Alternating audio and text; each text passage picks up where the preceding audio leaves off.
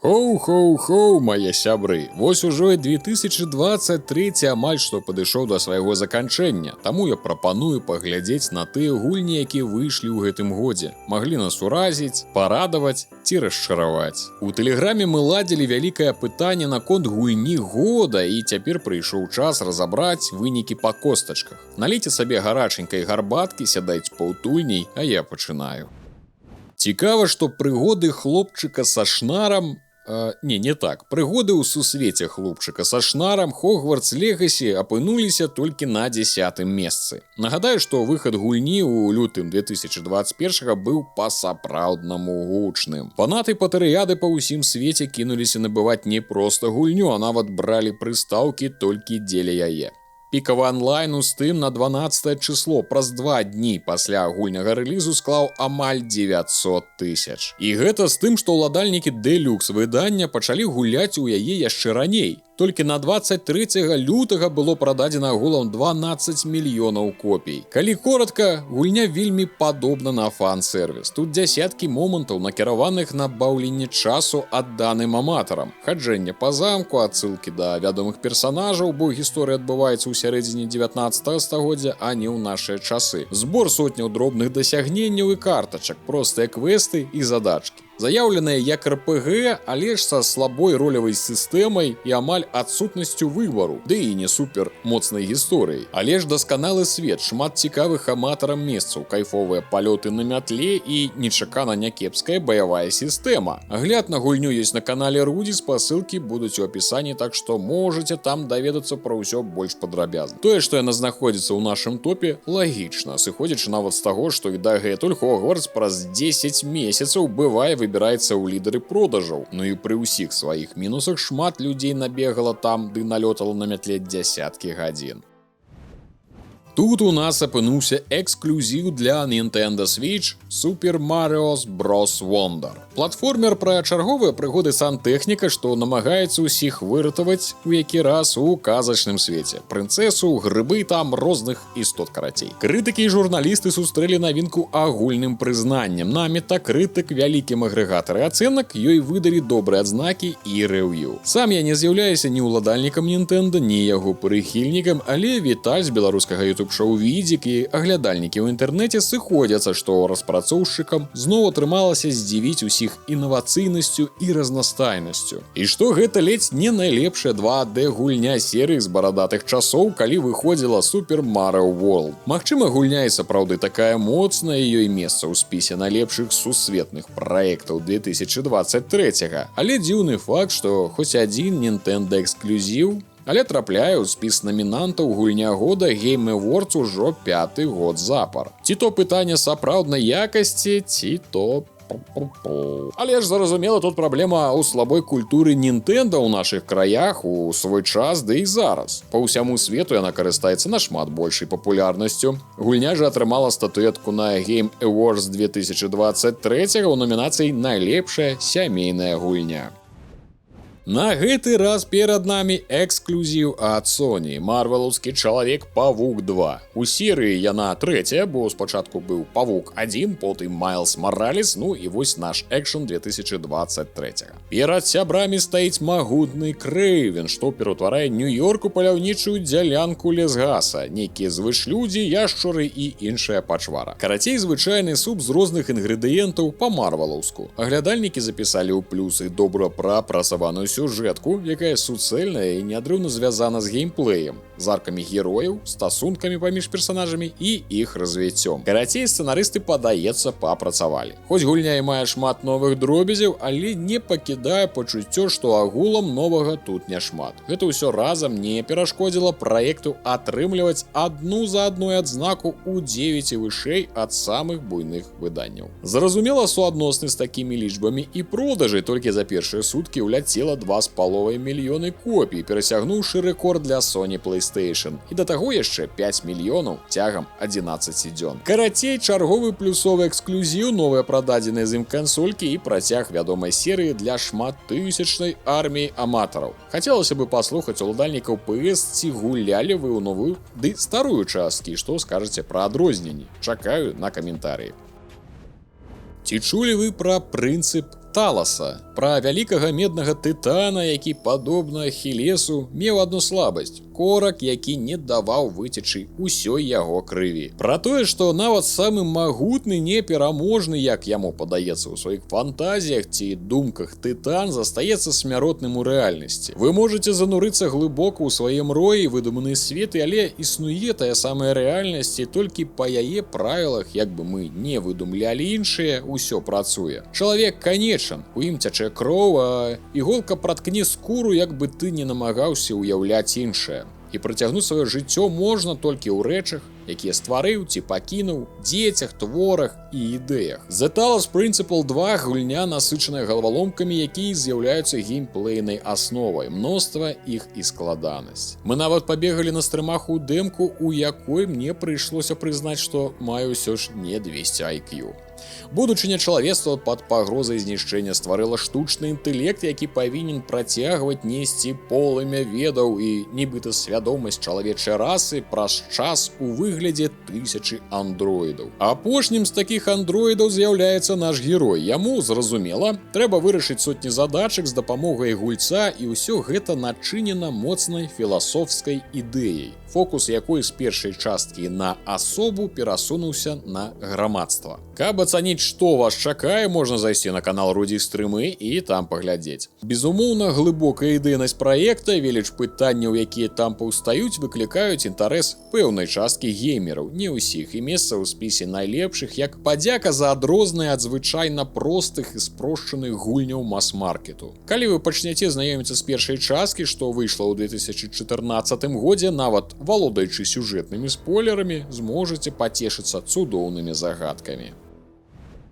Гульня, якая займае сваё пачэснае месца ў спісе топ-10 года. Сімулятар будоўлі гарадоў City Skylines 2, што выйшаў у кастрычніку, робіцца наступным праектам, базай для тысяч аматараў такога тыпу забаў, каб іншы раз год за годам заходзіць і бавіць час. Геймплейна амаль нічога новага, што зразумела, ад папярэдняй часткі вы тут не знойдзеце, бо, канешне, складана ў прынцыпе зарабіць нешта рэвалюцыйнае ў такім жанры. Хоць графічна прыгажэйшая, але, канешне, пакуль пусцейшая за першую частку, бо тая ўжо даўно абрасла сотнямі модаў і выпраўленняў, якія яшчэ прыйдзецца чакаць гульцам другой. Выхад быў азмрочаны вялікай колькасцю багаў, недахопаў і вельмі высокімі праз слабую аптымізацыю патрабаваннямі да жалеза. Так што да цалкам гулябельнага насычанага кантэнтам праекта трэба чакаць. Гэтыя недахопы не перашкодзілі мне пацешыцца ў ёй 60 гадзін, весяліцца з гарадскімі развязкамі, кварталамі і хаосам грамадскага транспарту майго жа горада, прычынай якога быў, канешне, сам я. За свае праблемы гульня не атрымала тых адзнак, якія бы магла. Прэтэнзія ў асноўным была сфармулявана як тое, што нібыта гуляеш у раннюю версію ці ранні доступ. Праз гэта жа, хоць і з намінацыяй на найлепшы сім, стратэгія на Game Awards засталася без узнагарод.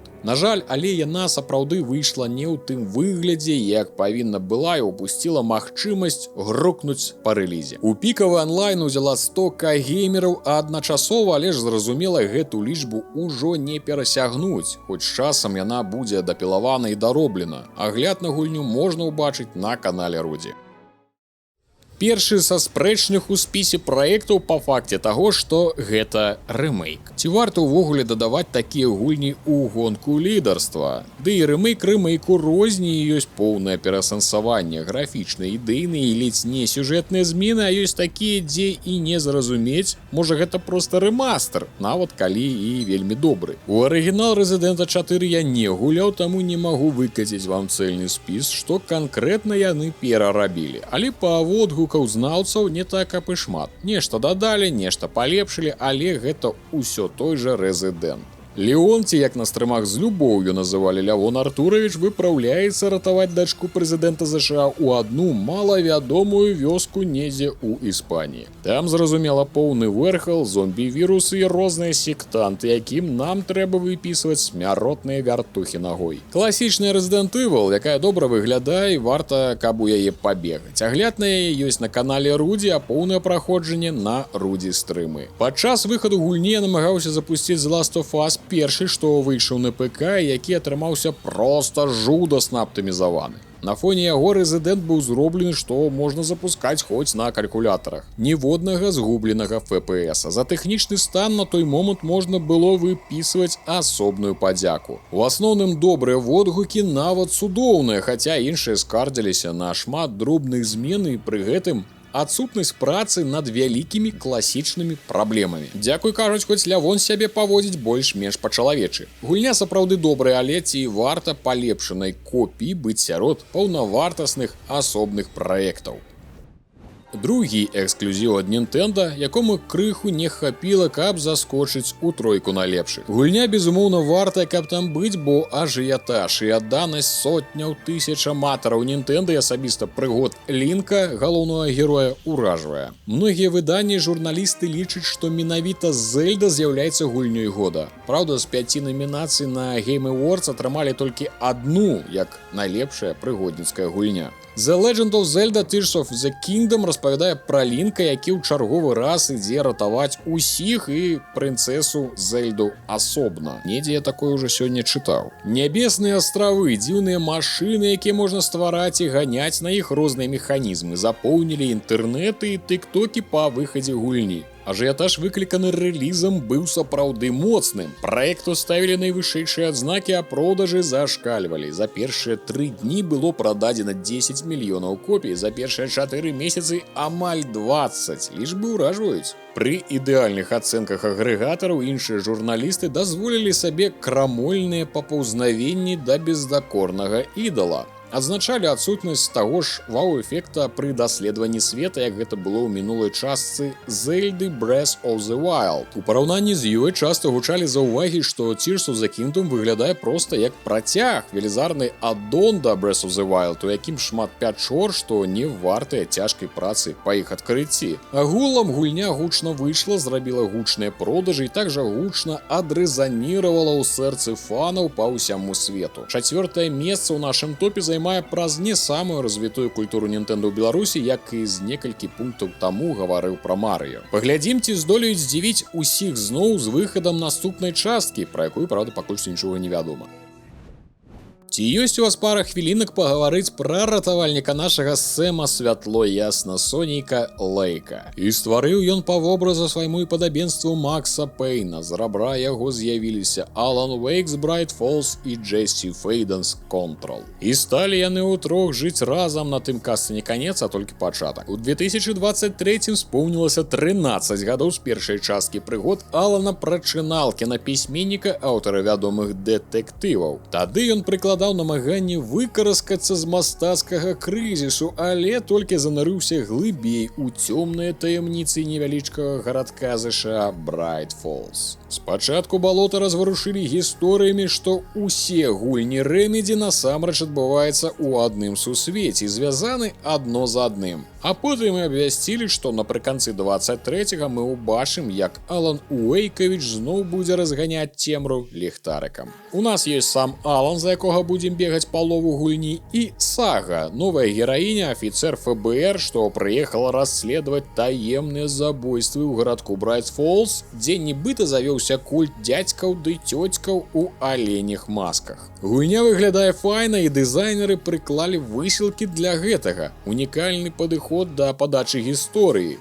Месца розуму і дошка расследавання ў Сагі з доказамі, паразвешанымі па сцяне, і Алан з магчымасцю пераключацца паміж сцэнамі з яго чароўнай лямпай. Праект як намінант на гульня года выйшаў неадназначны. З аднаго боку цікавы падыход да падачы гісторыі, хітра скручаны сюжэт, змрочная атмасфера, прапрацаваны стыль, візуальныя эфекты і сцэны, якія сапраўды шакіравалі. І месцамі шакіравалі да глыбіні душы, недзе на мяжы разумення, што ці гэта шыкоўна, ці гэта люты крынж. Я пераглядзеў яшчэ раз кліп Gods of Asgard, і гэта кайфова і выклікае выключна пазітыўныя эмоцыі. Мы тут без спойлераў, але тыя, хто гуляў, думаю, зразумелі, пра што я гавару. З другога боку, яе варта лаяць за шмат нудных эпізодаў. Павольнага валацужніцтва туды-сюды, палова гульні ў нейкай цемры лесу, дзе ні халеры не бачная, ну і баёўка, хоць і пэўна лепшая за першую частку, але ж іншы раз даводзіць даводзіла да кіпення сваёй драўлянасцю і нязграбнасцю. Ну і апошняе, я не з'яўляюся тым болей літаратурным крытыкам, але ж стыль Сэма Лейка як сцэнарыста,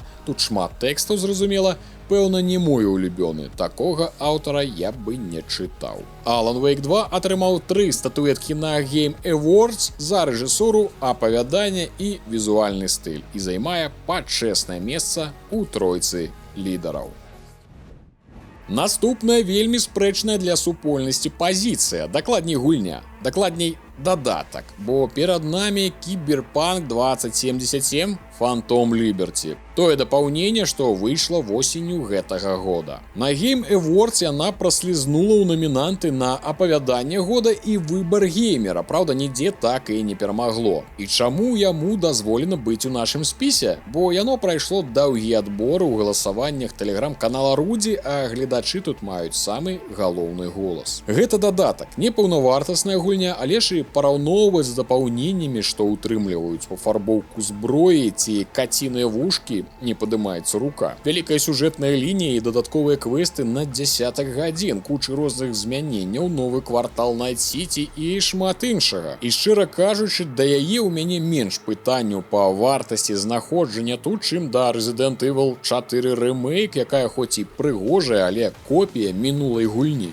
Тут жа мы маем цалкам свежы і новы контент, і што важна, далёка не малы. Журналісты і геймеры цёпла прынялі дапаўненне, ахарактарызаваўшы яго як неблагі шпіёнскі трылер і кульмінацыю працы над гульнёй. Адзнакі боўтаюцца каля 9 балаў, а продажы дасягнулі 4,5 мільёнаў экземпляраў. Вось тутака я прапановую зрабіць невялічкую паузу, спусціцца ў каментарыі і стаць на адзін з бакоў. Ці варта Phantom Liberty быць у гэтым спісе? Чакаю вашых каментарыяў.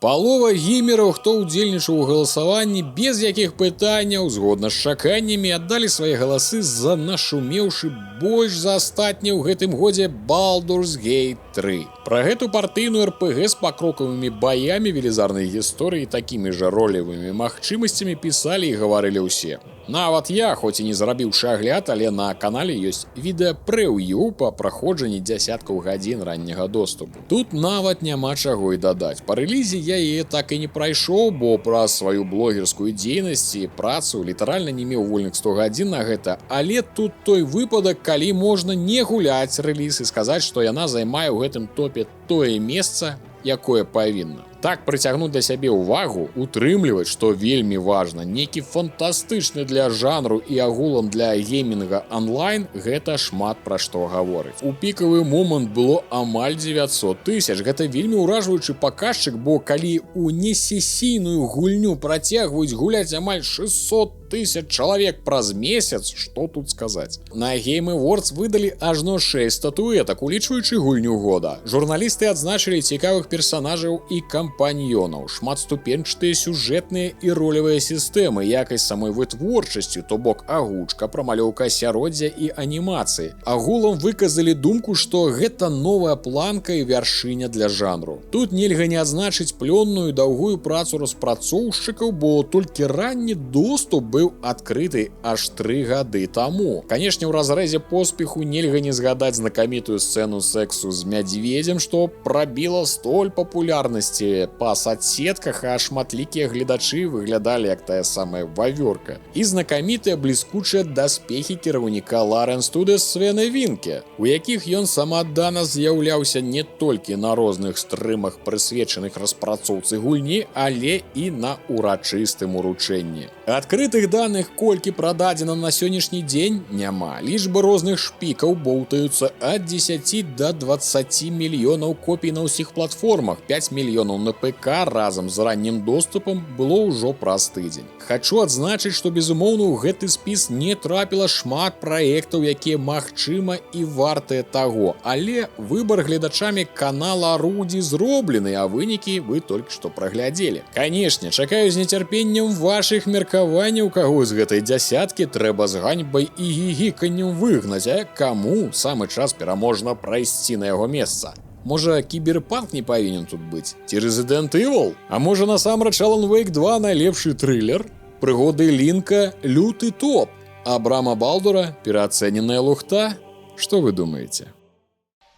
Паважаныя спонсары, патроны YouTube, толькі дзякуючы вам нарэшце прыйшоў да сваёй мары, звольніўся з працы. І цяпер цалкам прысвячу свой час стварэнню беларускага контента пра гульні. На канале Візік пачнецца выпуск гульнявых навін пакуль раз на тыдзень, так што ў бліжэйшы аўторак чакайце пілотнік. На самім канале Рудзі буду намагацца павялічваць колькасць відэа, ну і зразумела стрымы на Твічы і канале Рудзі стрымы.